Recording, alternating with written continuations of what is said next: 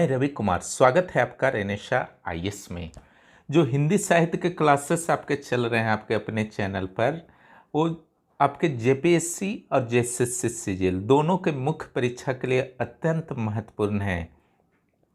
और मैं बहुत ही अच्छी तरह से क्लास ले रहा हूं ताकि आपको जेपीएससी मुख्य परीक्षा हो या जेएसएससी सीजीएल मुख्य परीक्षा हो, जब भी आप बैठें तो आप वहाँ पर खोरठा, नागपुरी या फिर लोकल भाषा जो दूसरे हैं उसके मुकाबले में कहीं भी पीछे नहीं रहें। यही हमारा उद्देश्य।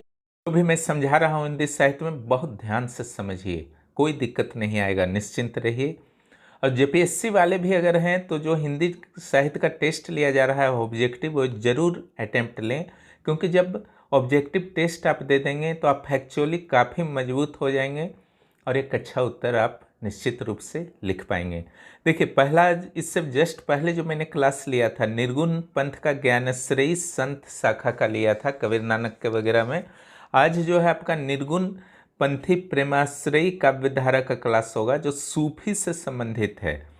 और प्रेमाश्रयी इसलिए बोलते हैं इस काव्यधारा को क्योंकि प्रेम से संबंधित काव्यों की अत्यधिक रचना हुई थी, चाहे कुतुबन हो या आपका जायसी हो, ठीक है, या उस्मान हो, प्रेम से संबंधित एक्सेस रचनाएं हुई थी। इस कारण जो है प्रेमाश्रयी काव्यधारा कहा जाता है और कोई कारण नहीं है। चलिए हम लोग डिटेल में पढ़ते हैं।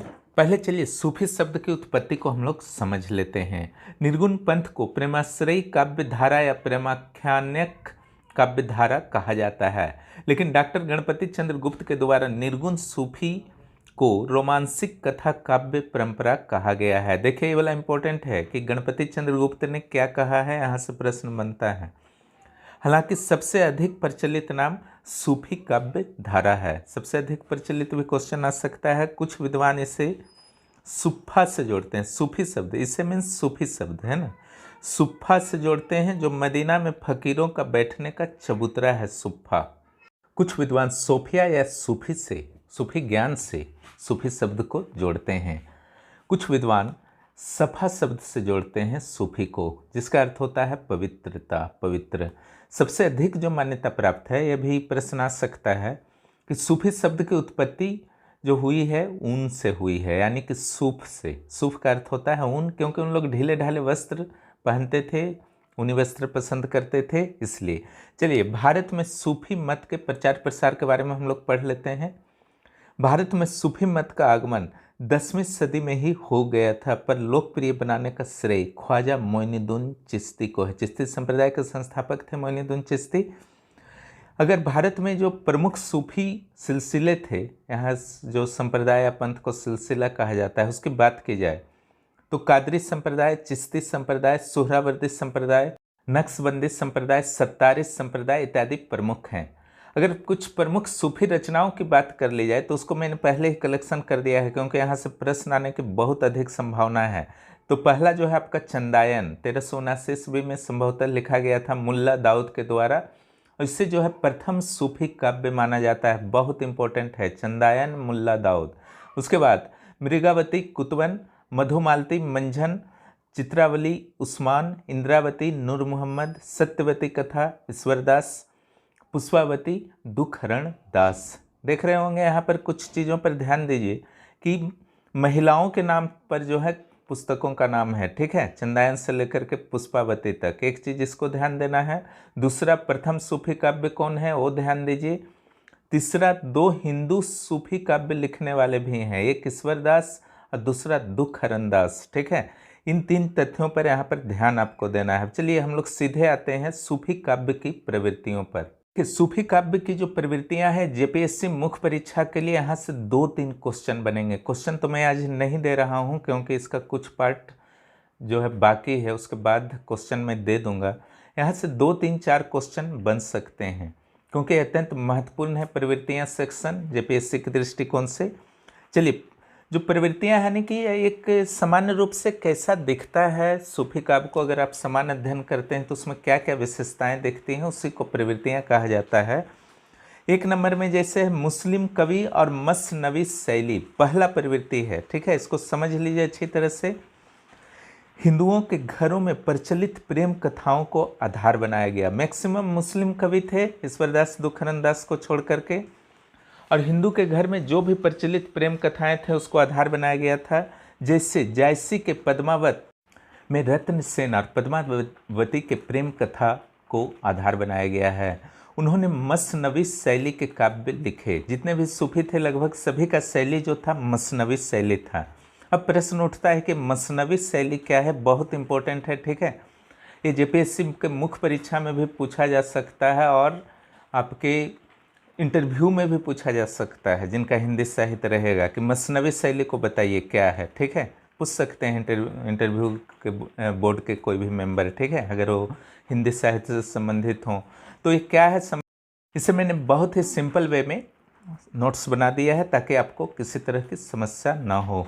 मसनवी शैली का लेखन का जो अर्थ था तो उसमें क्या होता था, सबसे पहले देखे थे कि कबीर वगैरह क्या करते थे, गुरु वंदना से, तुलसीदास से सब गुरु वंदना शुरू करते थे। तो यहाँ पर भी ईश्वर वंदना से आपका शुरू होता है सूफी काव्य, जिसे हमद कहा जाता है, इसमें नाम याद रखिएगा। मसनवी शैली का जो दूसरा स्टेप होता है उसके बाद हजरत मोहम्मद की स्तुति की जाती है जिसे नयत कहा जाता है। हमद मीन्स अल्लाह की वंदना और हजरत मोहम्मद की स्तुति मीन्स नयत कहा जाता है सूफी भाषा में। फिर मोहम्मद चार मित्रों की प्रशंसा की जाती है जिसे कहा जाता है मकबत। फिर चौथे स्टेप में क्या किया जाता है, तत्कालीन शासक जो भी उस समय सुल्तान राजा बादशाह वगैरह रहे हैं उनकी प्रशंसा, उस समय सुल्तान होते थे, उनकी प्रशंसा की जाती है तो उसे शाहे वक्त कहा जाता है। इसके अलावा मदह भी कहते हैं। फिर 5वां नंबर में आता है गुरु महिमा का वर्णन, ठीक है, और फिर अपने विश्वास का वर्णन, उनका क्या विश्वास है, आस्था है, सारा चीज़ वर्णन, ठीक है। ईश्वर, हजरत मोहम्मद, मोहम्मद साहब के चार मित्र, तत्कालीन शासक, शाहे वक्त, गुरु महिमा, फिर अपने विश्वास का विवरण, नहीं मिला जुला के कहा जाता है मसनवी शैली। आशा है आप लोग समझ गए होंगे। उपरोक्त सभी की जो है प्रक्रिया पूरी करने के बाद ही काव्य की शुरुआत की जाती थी। हिंदू सूफी कवियों ने मसनवी शैली का प्रयोग नहीं किया। क्यों नहीं किया समझ ही रहे हैं, क्योंकि ऊपर जितने भी आप देख रहे हैं हजरत मोहम्मद हों या उनके चार मित्र हों तो ये सब मुस्लिम धर्म में मान्यता प्राप्त है, हिंदू धर्म में नहीं है, इसलिए नहीं किया। दूसरा जो इसका विशेषता है प्रेम कथाओं का नामकरण, ठीक है। जितने भी प्रेम गाथा वगैरह आप पढ़ें, मैंने शुरू में ही बता दिया कि उसका नामकरण जो है मुख्य रूप से नायिकाओं के आधार पर हुआ है, ठीक है। पद्मावती, मृगावती, मधुमालती, कुछ काव्यों का नाम कथा जोड़कर भी लिखा गया है, जैसे सत्यवती कथा। नायिका के ज्योति और सौंदर्य का विवरण दिया गया है, ठीक है। विशेष रूप से ज्योति का अर्थ होता है तेज, सौंदर्य समझ ही रहे हैं। अलौकिक प्रेम की व्यंजना की गई है, ठीक है, यानी कि लौकिक प्रेम को महत्व नहीं दिया गया है। जैसे रत्न सेन एवं पद्मावती की ही प्रेम कथा को आप ले लीजिए जो जायसी ने लिखा था। तो यहाँ पर जो रत्न सेन और पद्मावती हैं उन लोग जो है मिलने के लिए जो आतुर हैं, ठीक है, विरह की वेदना से एक तरह से जल रहे हैं। तो वास्तव में ये बताया गया है कि सौंदर्य परमात्मा है, यानी कि नायिका जो है परमात्मा है, ईश्वर है, और जो रत्न सेन है वो आत्मा है, ठीक है, यानी कि मानव है। मानव जो है यानी कि नायक जिस तरीके से नायिका से मिलने के लिए बेसब्र है, बेचैन है, उसी तरीके से मानव जो है ईश्वर से मिलने के लिए बेचैन होता है, ठीक है। देखिए मैं ग्रामर में, हिंदी व्याकरण में अलंकार की क्लासेस अभी नहीं ले पाया हूँ, इसलिए आगे बढ़ने से पहले थोड़ा सा कुछ ऐसे वर्ड्स आ रहे हैं जो आपको परेशानी क्रिएट कर सकते हैं, इसीलिए पहले उसको क्लियर कर देना उचित होगा। चलिए पहले हम लोग जान लेते हैं समासोक्ति अलंकार क्या होता है। तो जो काव्य में जब प्रस्तुत के द्वारा अप्रस्तुत का वर्णन किया जाए तो वहाँ पर समासोक्ति अलंकार का समावेश होता है। एक एग्जाम्पल भी है यहाँ पर देखिए, कुमुदनी हूँ प्रफुल्लित भई सांझ कला निधि जोई। यहाँ पर उदाहरण में आपका जो दिया गया है कि संध्या के समय चंद्रमा को देखकर कुमुदनी यानी कि कमलिनी यानी कि नायिका खिल उठी, लेकिन साथ ही साथ यह अप्रस्तुत अर्थ भी निकलता है कि संध्या के समय चंद्रमा को देखकर नायिका प्रसन्न हो सकता है। सब आपके दिमाग के ऊपर से निकल गया होगा, लेकिन फिर से मैं समझा देता हूँ और भी सॉफ्ट वर्ड्स में। देखिए वहाँ पर कौन कौन उपलब्ध है, पहले वो सोचिए, उसको बोलेंगे प्रस्तुत। कौन कौन उपलब्ध है, तो उपलब्ध है नायिका और चंद्रमा, ठीक है। तो समान अर्थ में लिखिए, देखिए कि चंद्रमा जब देखी नायिका तो प्रसन्न हो उठी, लेकिन वहाँ पर अप्रस्तुत कौन है? तो नायक अप्रस्तुत है, ठीक है। तो चंद्रमा को देखकर इसलिए प्रसन्न हुई क्योंकि चंद्रमा को वह प्रियतम का प्रतीक मान बैठी है। क्लियर हो गया ना? इसी को कहा जाता है प्रस्तुत के द्वारा अप्रस्तुत का वर्णन। अब आप समासोक्ति अलंकार समझ गए होंगे। चलिए आगे बढ़ते हैं। एक और वर्ड आपका आएगा न्योक्ति अलंकार का, ठीक है। ये सब सूफी में यूज हुआ है, ठीक है। सूफी साहित्य में एक समासोक्ति और दूसरा न्योक्ति, जहाँ उपमान के माध्यम से उपमेय का वर्णन हो, उपमान अप्रस्तुत एवं उपमेय प्रस्तुत हो, वहाँ अन्योक्ति अलंकार होता है। इस अलंकार को अप्रस्तुत प्रशंसा भी कहते हैं। थोड़ा सा और क्लियर समझते हैं इसको। चलिए, इस अलंकार के द्वारा किसी भी अप्रत्यक्ष की ओर संकेत किया जाता है। अब एग्जाम्पल से ही अलंकार देखें, हमेशा रस हो, अलंकार हो, ये सब हमेशा एग्जाम्पल से ही समझा जाता है, चाहे छंद हो। ये तीनों आपके कठिन पाठ हैं जेपीएससी मेंस में और सीजीएल मेंस में। जिन दिन देखे हुए कुसुम गई सो बीती बहार, अब अली रही गुलाब में अपत कंटीली डार। जहाँ नायिका अपनी सहेली के साथ अपनी प्रेम की अभिव्यक्ति भंवरा और गुलाब के फूल के माध्यम से कर रही है, ठीक है। तो अप्रत्यक्ष की ओर संकेत, अप्रत्यक्ष यहाँ पर कौन है? नायक है। नायक को किसके माध्यम से ये प्रकट कर रही है नायिका? तो भंवरा और गुलाब के फूल के माध्यम से। तो यहाँ पर जो होगा अन्योक्ति अलंकार, किसी और के बारे में उक्ति कह करके किसी और के बारे में बात किया जा रहा है, ठीक है। एक वर्ड आपका आएगा व्यंजना, ठीक है। वी और अंजना से मिलकर बना हुआ है, जिसका अर्थ होता है विशेष दृष्टि। इसका अर्थ है कि इसमें विशेष दृष्टि से देखकर ही अर्थ निकालना पड़ता है, डायरेक्ट आपको समझ में नहीं आएगा। ये आपके जेपीएससी और जेएसएससी सीजीएल दोनों के मुख्य परीक्षा में ग्रामर में है शब्द शक्ति, वहाँ हम लोग पढ़ेंगे, ठीक है। लक्षणा व्यंजना वगैरह। सिंपल एग्जाम्पल आपको दे देता हूँ। जैसे सुरेश नीरा बंदर है, मान लीजिए इस ढंग से कहा आपने किसी बच्चे को, तो बंदर क्यों कहा? उसके शरारती जो शरारत करता है, उछल कूद मचा रहा है बच्चा, इसके कारण कहा। इसका अर्थ तो नहीं है कि वो बंदर हो गया, तो लोग समझ जाते हैं। इसी को कहा जाता है व्यंजना, व्यंग से जुड़ा हुआ है, ठीक है। अब चलिए आगे हम लोग बढ़ते हैं। तो जो आपके सूफी काव्य में प्रेम की अभिव्यक्ति की गई है, प्रेम के बारे में जो लिखे गए हैं अलग अलग ग्रंथ के काव्यों के माध्यम से, उसमें समासोक्ति और अन्योक्ति के कारण पद्मावत में दोहरे अर्थ की व्यंजना की गई है, ठीक है।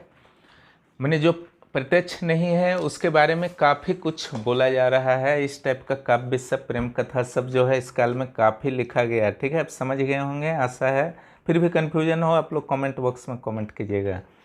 पद्मावती के नक्सिक का वर्णन करते हुए जायसी जो है पद्मावती के दंत पंक्ति की शोभा का विवरण देते हैं। नक्सिक का अर्थ होता है पूरे शरीर का वर्णन, ऊपर से नीचे तक नायिका का वर्णन का एक तरीका था नक्सिक वर्णन, और रीतिकाल तक चला।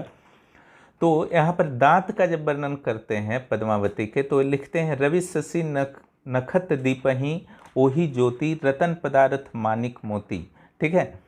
यानी कि जितना उनका चमक दांत में है पद्मावती का, उतना रवि शशि यानी कि अर्थ है सूर्य और चंद्रमा में भी चमक नहीं है। इसके अलावा मानिक और मोती से उन दांतों की तुलना जो है जायसी कर रहे हैं। क्लियर हो गया होगा। शुक्ल ने स्पष्ट किया कि जायसी के काव्य में सच्चे रहस्यात्मक भाव प्रकट होते हैं। जायसी से लेकर के सारे सूफी काव्य में इनका सारे के लिए ही था लगभग शुक्ल का, ठीक है। रहस्य के बारे में मैंने बता ही दिया है। निर्गुण काव्य में प्रेम, भावना इत्यादि का जुड़ाव हो जाता है, ठीक है। ईश्वर के सगुणता का थोड़ा बहुत जुड़ाव हो जाता है, तो यहाँ पर रहस्यवाद का जन्म होता है।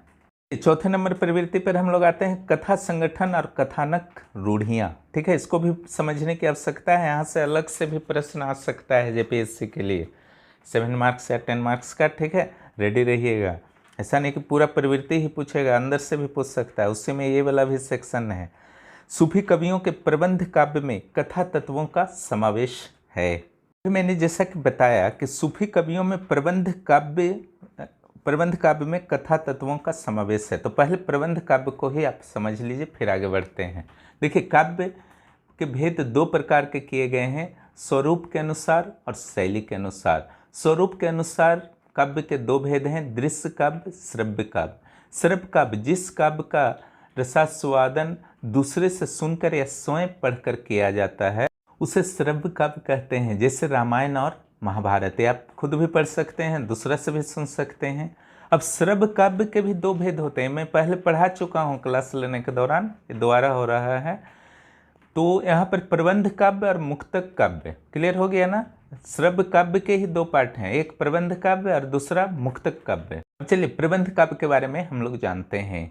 इसमें कोई प्रमुख कथा काव्य आदि से अंत तक क्रमबद्ध रूप से चलती है, कथा का क्रम बीच में कहीं नहीं टूटता और गौण कथाएं बीच बीच में सहायक बनकर आते रहती हैं। ठीक है, महाभारत को याद कीजिए, रामचरितमानस को याद कीजिए। ठीक है, अब सबरी बैर खिला रही तो वहाँ पर ये भी आ जाएगा कि क्या ऐसा हुआ था कि सबरी को वेट करना पड़ा, सबरी को भगवान ने दर्शन दिया। ठीक है, क्यों सरस्वती माँ फिर बीच में आ गई थी जो आपका मंथरा के जिह्वा पर। ठीक है, तो सब जो है कहा जाता है गौण कथाएं, जो आइट साइड से आता है। ठीक है, तो प्रबंध काव्य के दो भेद होते हैं, एक महाकाव्य, दूसरा खंड काव्य।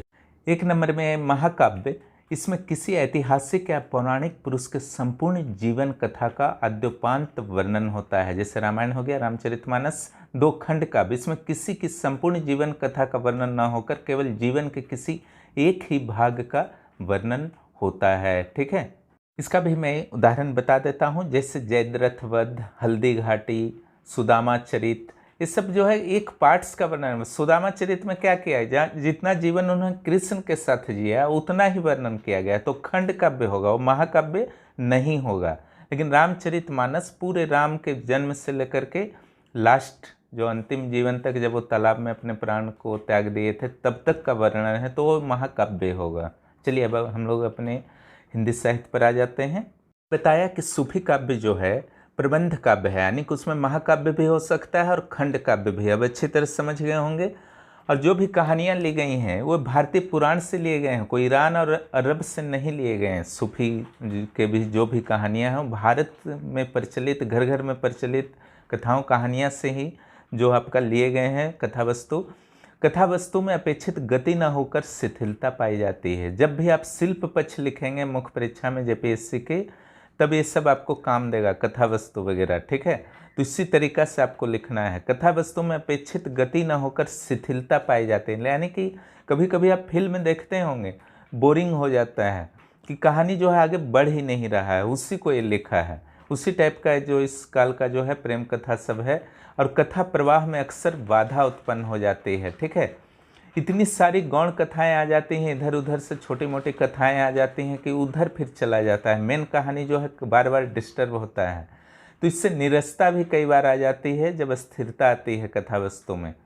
कथा वस्तु में असाधारण और रोमांचक घटनाओं की अधिकता मिलती है। ठीक है, यानी कि वास्तविकता से काफ़ी परे था। सिंपल सा आपका ये आएगा। जैसे जैसे हम लोग आगे बढ़ेंगे हिंदी साहित्य में, आधुनिक काल में आएंगे, तो हम लोग वास्तविकता के करीब आने लगेंगे। ठीक है, आप धीरे धीरे हमारे साथ क्लास कीजिए, ये चीज़ क्लियर होगा। सूफियों के द्वारा भारतीय और ईरानी काव्य रूढ़ियों का समावेश किया गया। अब काव्य रूढ़ी वर्ड आया है तो उसको समझ लीजिए।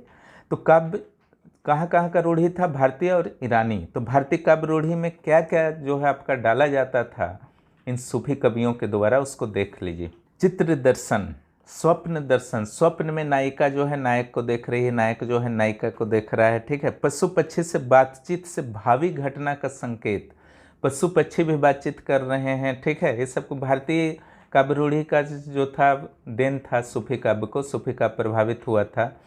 उपवन में प्रेमियों का मिलन, आप देखते हैं राम सीता का उपवन में मिलन हुआ था, वो चला आ रहा था।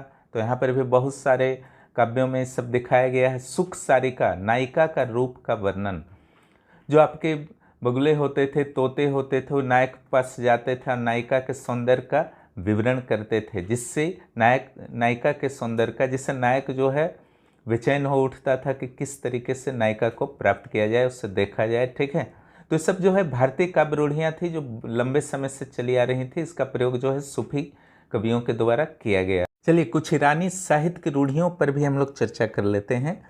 प्रेम में परियों और अलौकिक शक्तियों का सहयोग, नायक नायिका नहीं मिल पा रहे हैं, बहुत परेशान हो गए हैं, संघर्ष कर करके वो बस हारने के करीब पहुंच चुके हैं। इन स्थितियों में ईरानी कथाओं में दिखाया गया है कि परियां, अलौकिक शक्तियां जो हैं सहयोग करने को आगे आ जाती हैं और सब कुछ जो है ठीक ठाक हो जाता है। उड़ने वाली राजकुमारियाँ को दिखाया गया है। राजकुमारी द्वारा प्रेमी को गिरफ्तार करवा दिया गया, चाहे पिता के डर से या किसी और कारण से, ठीक है। तो ये सब जो है ईरानी रूढ़ियाँ जो हैं सूफी काव्यों में प्राप्त होती हैं। अब पद्मावत के स्पेशली हम लोग बात कर लेते हैं कि इसमें क्या क्या कथानक रूढ़ियाँ शामिल हैं। तो सरोवर में पद्मावती का सखियों के साथ स्नान करना, ठीक है, प्राचीन काल से भारत में चला रहा, ठीक है। कृष्ण राधा के कहानी में भी आप देखते हैं, ठीक है। तालाब पोखर में जाकर के नायिकाएं नहाती ही थीं। नायिका के विरह ताप बढ़ने पर वैद्य द्वारा परीक्षा, नाड़ी परीक्षा, ठीक है। यानी कि जो वियोग में नायिका जो है काफ़ी आपका विरह उनका है, ताप बढ़ रहा, तो वैद्य को बुला लिया जाता है, लेकिन कारण जो है कुछ और रहता है, ठीक है।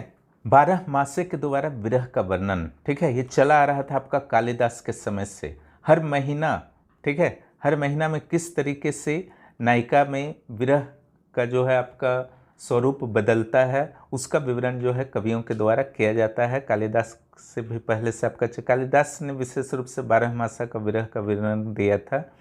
समुद्री तूफान में नौका टूट जाता है नायक नायिका का, तो शंकर पार्वती द्वारा रक्षा, ये सब जो है पद्मावत में शामिल है। 5वें नंबर पर आते हैं चरित्र चित्रण। देखिए, चरित्र चित्रण की पद्धति है, जितने भी काव्य मिले हैं इस काल में लगभग सब में एक जैसी पद्धति का अपनाया गया है। अब महत्व कम दिया गया है चरित्र चित्रण को, ठीक है, लेकिन फिर भी जो थोड़ा बहुत दिया गया है उसमें नायक को सहृदय बताया गया है, प्रेमी बताया गया है, दूसरों का दुख हरने वाला बताया गया है, उदार बताया गया है, और नायिका को रूप गर्विता, सुंदरी, बुद्धिमती ऐसे बताया गया है, कहीं राजकुमारी हो या ना हो, लेकिन ये सब चीज़ उनमें गुण मिलता है। आप पुराने हिंदी फिल्मों को देख सकते हैं, ठीक है। नायक को नायिका प्राप्त करने के लिए प्रेम पथ पर कई कठिनाइयों से गुजरना पड़ता है, ठीक है। देखिए, उस समय का कहानी देखिएगा तो नायक जो है बहुत ही मुश्किल से नायिका तक पहुंच पा रहा है, केवल उसके सौंदर्य का वर्णन सुन रहा है, उसके विरह में तप रहा है, ठीक है, हर चीज़ हो रहा है, लेकिन पहुंचना उतना आसान नहीं था। लेकिन फिर मैं शुरू में ही बता चुका हूं कि लौकिक प्रेम की जगह अलौकिक प्रेम को जो है ज़्यादा महत्व दिया गया है। वास्तव में यह भक्त द्वारा ईश्वर की प्राप्ति में आने वाली कठिनाइयों को प्रदर्शित किया गया है, यानी कि सौंदर्य को जो है परमात्मा बताया गया है, और यानी कि जो सौंदर्य को परमात्मा बताया गया है, नायक को जो है वो आत्मा बताया गया है, जीव बताया गया है। चरित्र चित्रण से अधिक ध्यान कथा वर्णन पर रहा है इस काल के कवियों का। अनेक पात्र काल्पनिक भी हैं, जिसमें सबसे प्रसिद्ध पात्र हैं नागमती, पद्मावत की नागमती, जो प्रत्येक रमणी का आदर्श कही जाती हैं। जब पद्मावत के बारे में हल्की फुल्की हम लोग चर्चा करेंगे तो नागमती के बारे में भी चर्चा करेंगे, वो काल्पनिक पात्र ही रही हैं। 6 नंबर में आइए, हिंदू संस्कृति का चित्रण किया गया है सूफी कवियों के द्वारा, और इसमें क्या क्या वर्णन किया गया है, तो क्या क्या उस समय प्रचलन में थे, जैसे अंधविश्वास, जादू टोना, तंत्र मंत्र, लोक व्यवहार, व्रत, उत्सव, तीर्थ, ज्योतिष, आयुर्वेद, लोकाचार इत्यादि का विवरण सूफी कवियों के द्वारा किया गया है। इस 7वें नंबर के प्रवृत्ति पर आते हैं, भाव और रस की व्यंजना। देखिए, रस अलंकार के बारे में तो आपको लिखना ही होगा, ठीक है, अभी रीतिकाल तक चलेगा ये प्रवृत्ति जो भी लिखिएगा। सूफी रचनाओं के केंद्र में प्रेम रहे हैं, इस कारण इनकी रचनाओं में श्रृंगार रस की प्रधानता रही। बहुत सिंपल है, ठीक है। नायिका विवरण में क्या क्या है, तो बार बार बात हो रही है, नक्सिक विवरण, रूप, रंग, विद्वता, बुद्धि, हाव भाव, ठीक है, यानी कि बहुत ही बुद्धिमती माना जाता था नायिका को। नायक नायिका के संयोग का विवरण भी कहीं कहीं दिया गया है, ठीक है। इसमें अश्लीलता भी आ गई है नायक नायिका में, तो इसको भी आपको लिख ही देना है, ये भी एक पक्ष है। विरह का विवरण श्रृंगार रस एवं अन्य रसों में भी है, ठीक है। पद्मावत में गोरा और बादल के युद्ध को भी बताया गया है, और यह जो है वीर, रौद्र और विभत्स रस का विवरण है, ठीक है।